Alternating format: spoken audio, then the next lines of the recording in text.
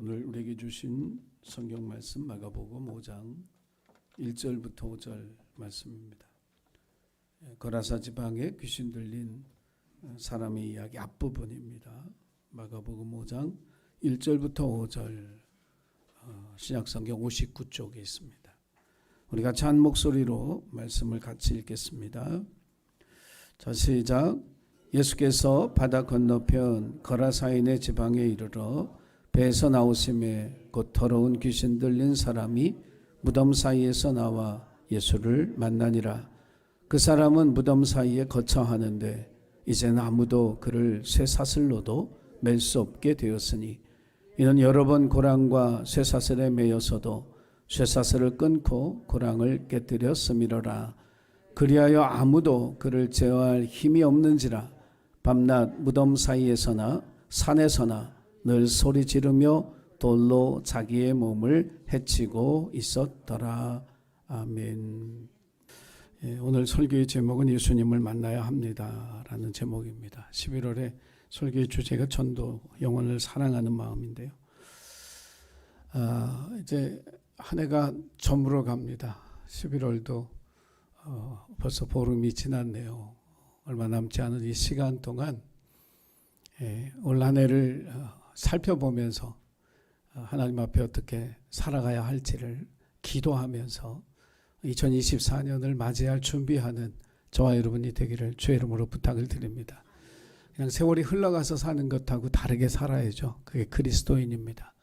우리가 무엇을 새롭게 하고 또 무엇을 버리고 살아야 할지 한 해의 삶을 돌이켜보면서 하나님 결단하라고 하는 건 결단하시고 기도의 제목으로 품으라고 하는 건 기도의 제목으로 품고 내 삶에 실천해야 할 것이라고 말씀하시는 것은 실천하는 그런 저와 여러분이 되기를 부탁을 드립니다. 너희는 내가 보내는 사랑의 편지라는 그 신앙 묵상집이 있습니다. 박수인이라고 하는 여자분인데 성심여대에서 영어 영문학 전공한 그런 복음 전도자이기도 합니다. 이분에 쓴 그 책 속에 그 강아지똥, 정채봉 씨의 강아지똥 이야기를 옮겨놓은 부분이 있습니다. 아침부터 똥 얘기해서 죄송합니다.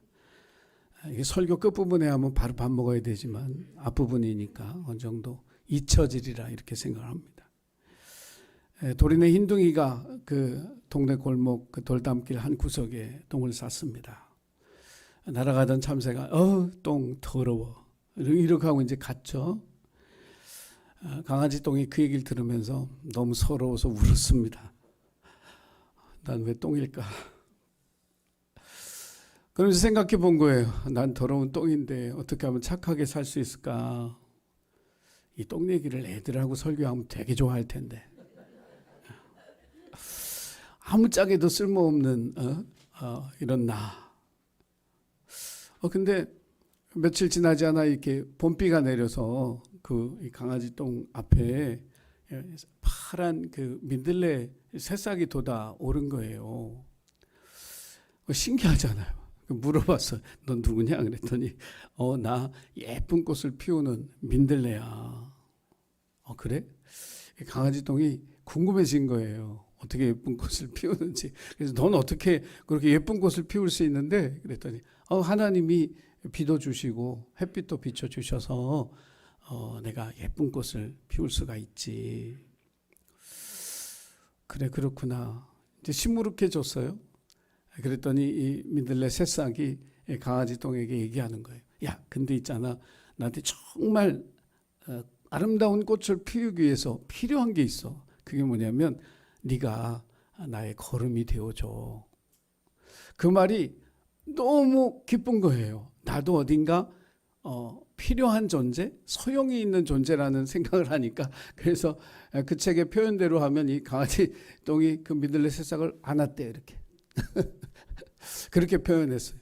그러고 나서 이제 며칠 동안 봄비가 이렇게 내려서 그 강아지 똥이 잘게 부서졌겠죠. 그리고 민들레 그 새싹의 뿌리에 모여들어서 걸음이 되어 준 거죠. 그리고 얼마간 지나서 정말 거기에 새노란 예쁜 민들레 꽃이 피었고 그 꽃의 향기가 골목을 채웠다는 그런 이야기입니다. 강아지똥, 민들레 뭐 잘 어울리지 않는 만남이지만 아무 쓸데 없다고 생각하는 그 강아지똥이 민들레와 만나면서 전혀 새로운 삶을 살게 되었다라고 하는 그런 이야기를 그 수필집에서 묵상집에서 담고 있습니다. 하지만 우리가 아는 것처럼 모든 만남이 이렇게 아름다운 해피엔딩으로 끝나진 않죠.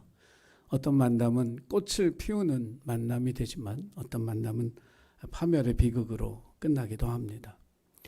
강아지 똥이 주는 그 소중한 교훈이 있습니다. 그건 뭐냐면 아름다운 꽃과 아름다운 향기, 그것을 위해서 강아지 똥이 거름이 되어 자기를 희생했다라고 하는 거죠. 한국 사회에서 어머니들이 그런 역할을 하셨다고 저는 생각을 해요. 예전에 부모님들은, 특히 아버지들은 옛날 여자들이 배워서 못하냐, 여자들이 배우면 큰일 난다, 그래가지고 가르치지도 않았죠. 그래서 못 배우기도 했고 가진 것 없어서 정말 구박을 받기도 하고, 그런 어머니들이, 천덕꾸러기 같은 어머니들이 강아지똥이 되어서 그 자녀들의 아름다운 삶을 키워낸 것이다, 이렇게 생각을 해봅니다. 당신이 먹고 싶은 거 안 먹고, 당신이 입고 싶은 옷 못 입고, 쓰고 싶은 것 안 쓰면서 그렇게 자신들의 오늘을 희생해서 자녀들의 내일을 만들어 주었던 그 어머니들이 강아지똥의 역할을 했다, 이렇게 생각합니다. 그래서 감사합니다. 그래서 우리도 또한 우리의 오늘이 있도록 기꺼이 걸음이 되어 주신 그런 분들에 대한 감사를 잊지 않고 살아가는 저와 여러분이 되어야 할 뿐만 아니라, 또 이제는 우리가 어른이 됐으니 또 누군가의 강아지똥이 돼서 아름다운 꽃을 피울 수 있도록, 향기를 낼 수 있도록 걸음이 되어주는 그 거룩한 책임을 감당하는 저와 여러분이 되기를 주님의 이름으로 간절히 부탁을 드립니다. 사람이라는 존재는 만남을 통해서 그 인격이 형성이 되고 영혼이 형성이 됩니다. 좋은 사람을 만나면 인격적으로 좋은 인격을 갖추게 되고 그 영혼이 아름다워집니다. 그런데 나쁜 사람, 못된 사람을 만나면 그 영혼이 피폐하게 되어지죠.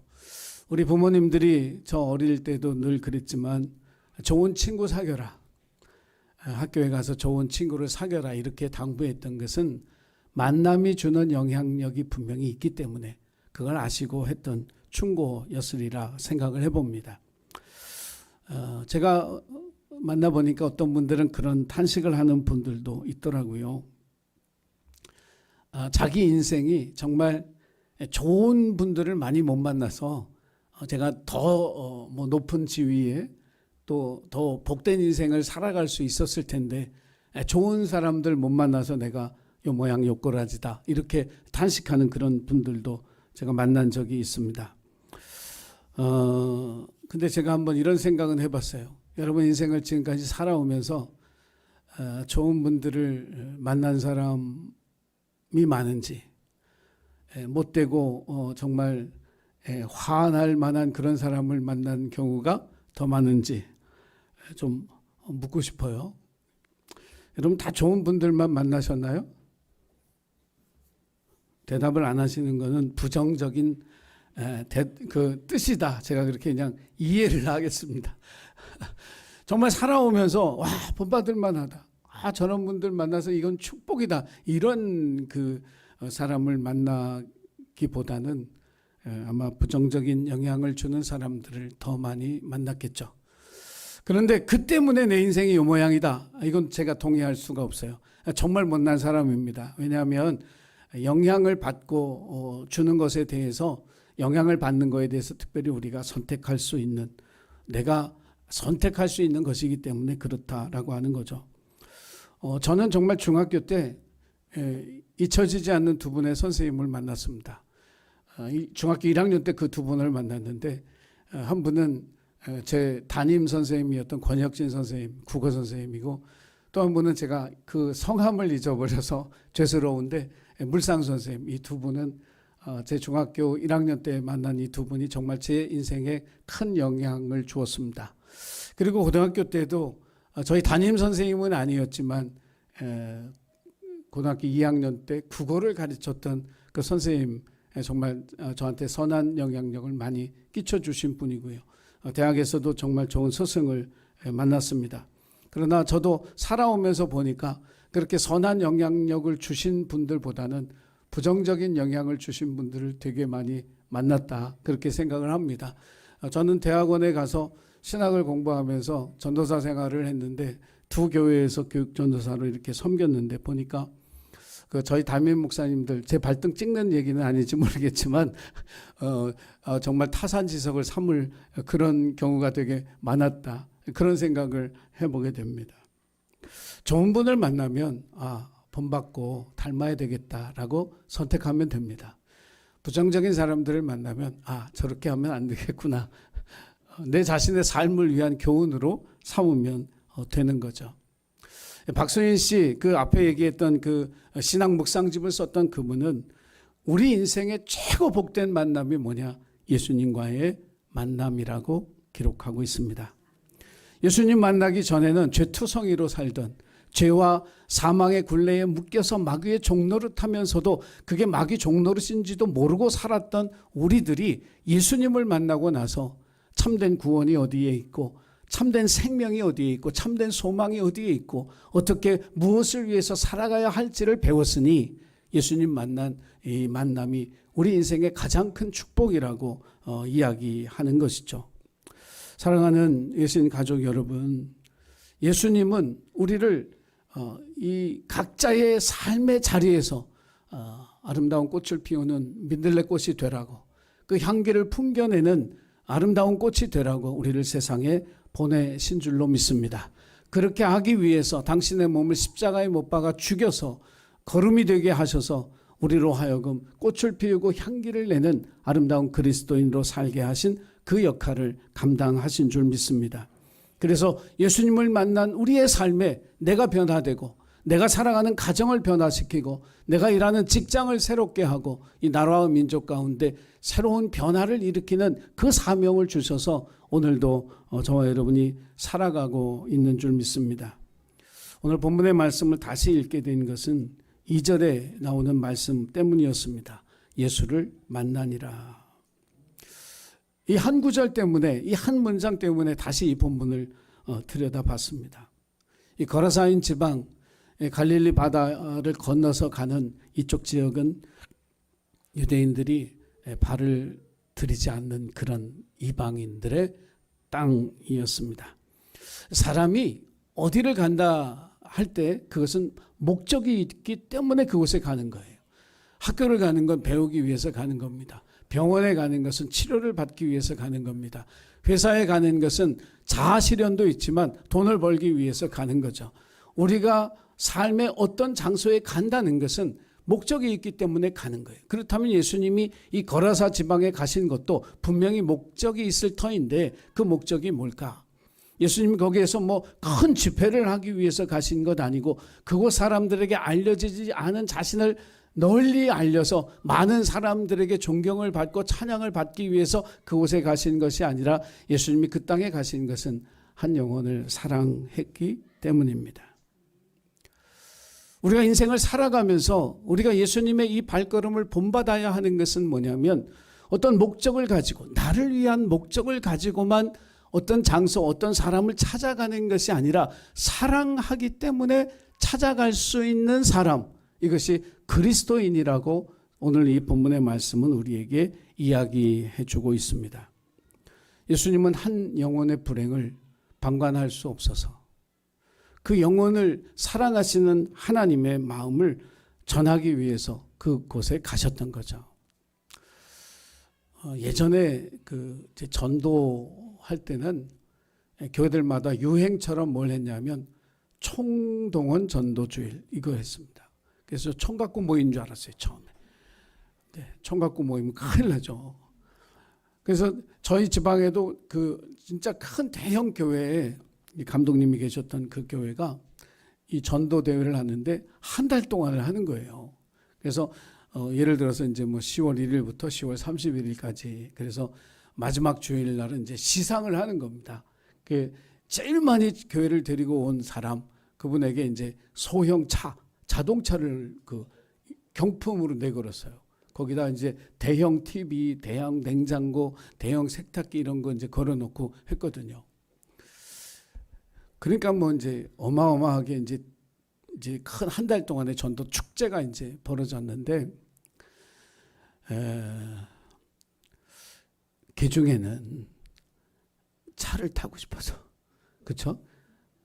우리 이제 좀 솔직해지면 우리 솔직해지면 견물생심이라고 교회 딱 왔는데 그 앞에 소형차가 딱 놓여져 있어요. 전도해야 되겠네. 1등 해가지고 내 저 차를 내 것으로 삼고 말리라. 이런 분들도 있었겠죠.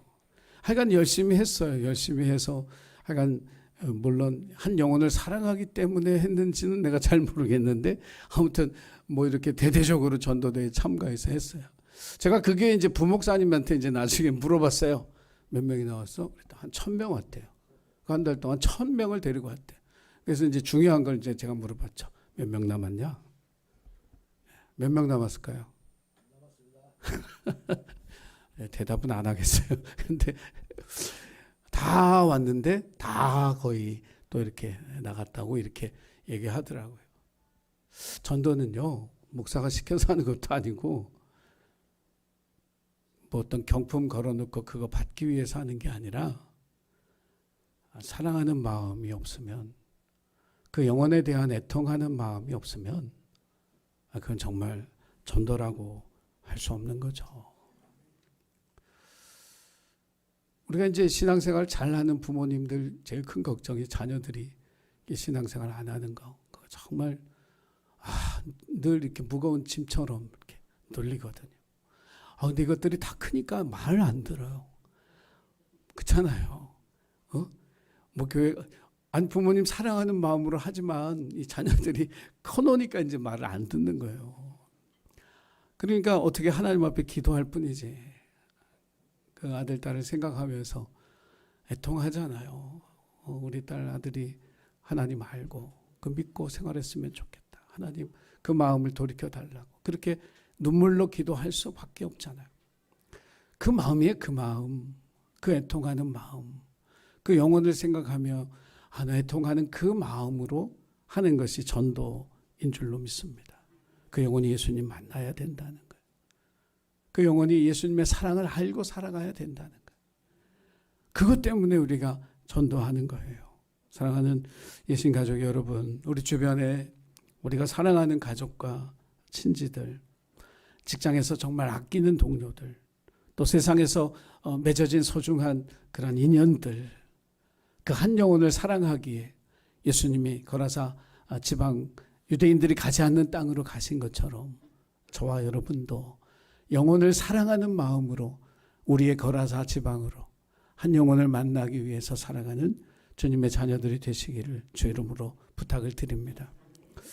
두 번째로 생각한 것은 뭐냐면 우리가 전도라고 할 때 그것은 아무도 버려진 인생으로 끝내서는 안 된다. 버려진 인생으로 삶을 마치게 해서는 안 된다라고 하는 거예요. 여러분 가장 비참한 인생이 어떤 인생이냐? 가난하게 궁핍하게 사는 인생도 굉장히 불쌍하죠. 실패한 인생도 불쌍해요. 근데 가장 비참한 인생은 버림받은 인생입니다. 왜 우리 가끔 텔레비전이나 뉴스를 통해서 입양아들이 몇십 년이 지나서도 그 친부모를 찾고 싶어 하잖아요. 저는 이제 제가 그 입장이 아니니까 그 마음을 다 이해할 수는 없지만 30년, 40년이 지나서도 그 친부모를 찾고 싶을까? 제가 그 입장이 아니니까. 근데 너무 간절하게 찾고 싶은 거예요. 왜냐하면 확인하고 싶은 거예요. 버림받지 않았다는 거. 자기가 버림받은 인생이 아니라는 걸 확인하고 싶은 거예요. 어쩔 수 없는 피치 못할 어떤 사정 그런 것들이 있어서 그러니까 이 입양아가 평생에 짊어지고 살아온 그 무거운 짐이 있거든요. 버림받았다는 거. 근데 그거를 어떻게 하든지 씻어내고 싶은 거, 회복하고 싶은 거. 그러니까 친부모를 찾으려고 그렇게 몸부림을 치는 거죠. 성경에 보면 여리고에 살았던 거지 바디메오가 있잖아요. 바디메오. 그러니까 유대 사회에서 아들은 이게 하나님의 축복이고 기업인데, 이 바디메오의 아버지가 이름이 디메오예요. 디메오가 아들을 낳았어요. 아들을 낳았는데 이게 앞을 보지 못하는 맹인으로 난 거예요. 그러니 주변 사람들이 들리게는 얘기는 안 하지만 자기들끼리 수군거리는 거죠. 도대체 그 부모가 무슨 죄를 졌길래 아이가 맹인으로 났을까? 이 아버지도 너무 낙심이 된 거죠. 그러니까 이 아이에게 이름을 안 줘주는 거예요. 이름을. 아이를 낳았으면 이름을 줘야지. 근데 이 아버지의 가장 큰 특권이 뭐예요? 이름 줘주는 거잖아요. 이름을 안 줘주는 거예요. 아이는 잘하는데 사람들이 그 아이를 불러야 되잖아요. 그래서 바디메오예요. 디메오의 아들이야. 그게 그냥 이름이 된 거예요. 그러니까 바디메오는 이름이 아니에요. 디메오의 아들. 우리가 예수님이 마태복음 16장에서 시몬에게 뭐라 그래요? 바 요나 시모나 할 때 바는 요나의 아들 시모나 이 뜻이거든요. 이게 바디메오, 이름도 없이 살아가는 버림받은 그런 존재인 거죠. 이름이 있다는 거 감사하시기 바라고요. 빨리 옆 사람한테 버리지 않아서 고마워. 앞으로도 제발 내버리지 말아줘. 이렇게 좀 그러고 좀 인사 좀 하시고 사시기 바래요. 미국에서 나오는 그 신앙 잡지, 우리나라에도 발간이 되는데 가이드 포스트에 보면 존 레이 그리프라고 하는 미국 미시간에 살고 있는 한 성도의 간증이 나와요. 이 사람의 가족이 크리스마스 시즌에 전통적으로 지키고 있는 전통이 하나 있는데, 그게 뭐냐면 크리스마스 트리를 사러 나무시장에 가서 아무도 가져가지 않은, 그때까지 팔리지도 않은 그 못생긴 나무, 못난 나무를 자기들 집에 가져와서 크리스마스 트리를 삼는 것이 이 가족의 전통이었답니다. 처음부터 그 생각을 한 건 아니었고, 이분이 이제 여행사 직원으로 일을 할 때 한 고객이 크리스마스 저녁에 자기를 초청해서 결혼하지 않았을 때 가서 이제 저녁 식사를 하게 됐는데, 그 집에 들어섰는데 그 집 중앙에 크리스마스 트리가 서 있는데 나무가 영 아니더라는 거예요. 이 크리스마스 트리 하는 거 보면 나무가 이게 곧게 올라가고 잎이 무성한 게 최고거든요. 똑바로 올라가서 이렇게 잎이 많아야 이제 장식을 아름답게 할 수가 있으니까. 근데 딱 들어가서 봤는데 이게 나무가 휘어지고 색깔도 영 아닌데 크리스마스 트리 장식을 거기다 해놓은 거예요. 그래서 그걸 보면서 이상하다 하고 있는데 주인이 물어보더라는 거죠.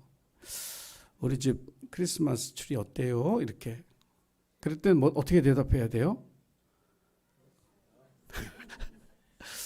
이거 솔직하게 얘기도 못 하겠고, 그래서 뭐 그 좀 독특하네요. 이제 그 정도로 이제 이렇게 좀 넘어가려고 한마디를 했는데, 그 주인이 하는 말이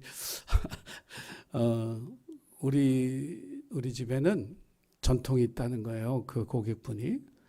그러면서 우리는 가장 못난 나무를 가장 아름다운 나무로, 마치 미운 오리 새끼를 백조로 변화시키는 것처럼 크리스마스 트리를 만듭니다.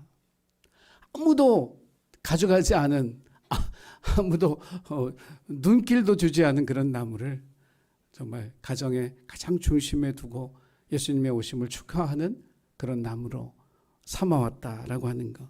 그래서 이 존 그리프라고 하는 이 사람이 너무 좋은 거예요, 그게. 그래서 나도 결혼하면 꼭 그렇게 해야 되겠다 하고 크리스마스 트리를 그렇게 골라서 장식하는 것을 그 가정에도 전통으로 삼았다라고 하는 이야기예요. 마음이 따뜻해지는 이야기죠. 세상에서는 못생기고 못난 건 자꾸 밖으로 밀어내잖아요. 그게 사람이든 물건이든, 뭐 심지어 뭐 과일 하나를 먹을 때도 이렇게 예쁘고 잘생긴 거 우리 마음에 담고 먹는데, 근데 이 가정에 이 크리스마스 트리를 세우는 이런 이야기를 통해서 그렇구나. 우리가 그 외모로 사람을 판단하지 아니하신다는 하나님, 그 뜻을 우리가 마음에 새기면서 못나고 못생겼을수록 밖으로 밀어내는 게 아니라 우리 마음에, 우리 삶의 중심으로 가져올 수 있는 그런 삶을 살아가는 것이 진정한 그리스도인이라 그렇게 믿습니다. 거라사 지방에 그런 아무도 돌보지 않는 못난 나무 같은 버려진 한 사람이 있었습니다.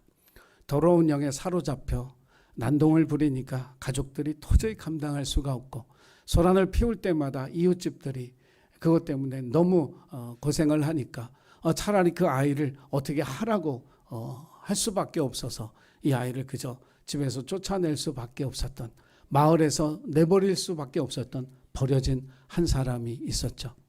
이 사람은 결국 무덤가로 가서 살았습니다.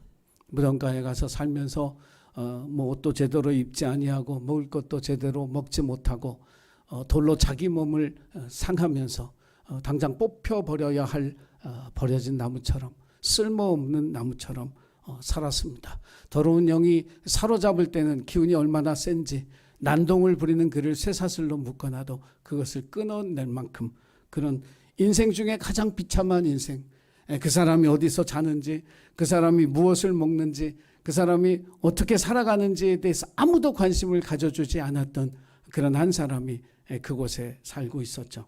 인생의 가장 불행한 인생이 버림받은 인생이고, 미래가 없는, 소망이 없는 인생이 가장 불쌍한 인생인데 바로 그 사람이 그런 사람이었습니다. 이런 삶을 살던 그의 인생의 전환점, 터닝 포인트가 된 것이 예수님과의 만남이었습니다.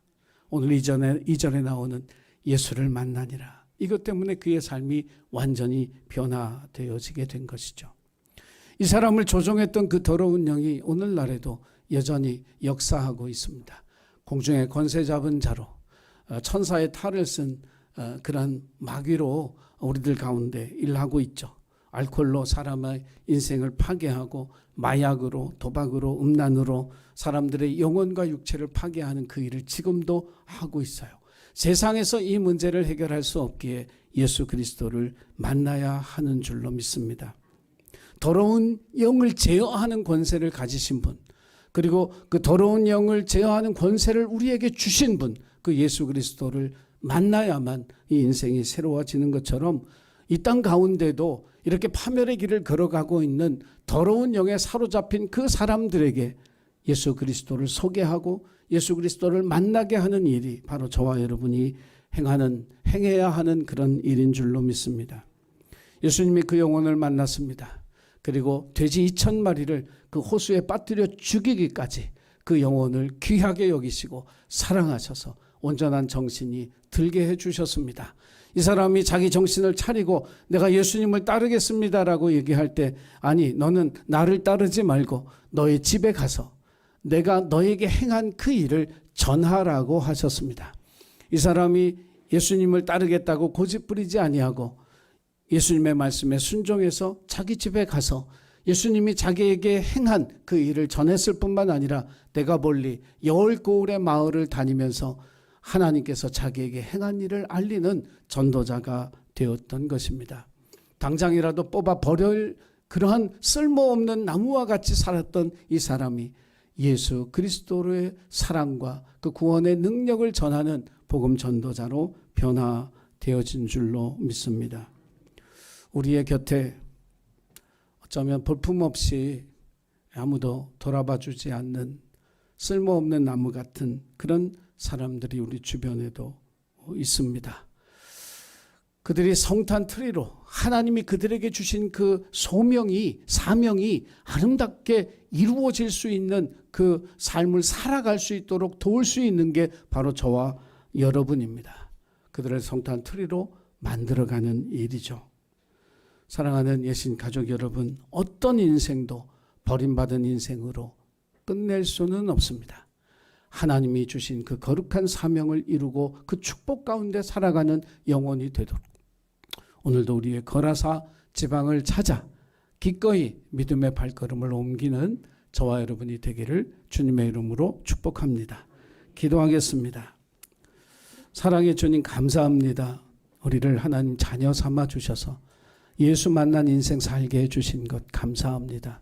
죄악 가운데 죽을 수밖에 없었던 우리를 예수의 생명으로 살려내셔서 거듭나게 하시고 우리의 인생이 변화된 것처럼 우리의 삶의 모든 자리에서 주님의 새 역사가 일어나는 일을 위해 저희들을 사용하여 주시니 감사드립니다. 예수님 만나지 않고 살아갈 수 있는 그런 사람 하나도 없습니다.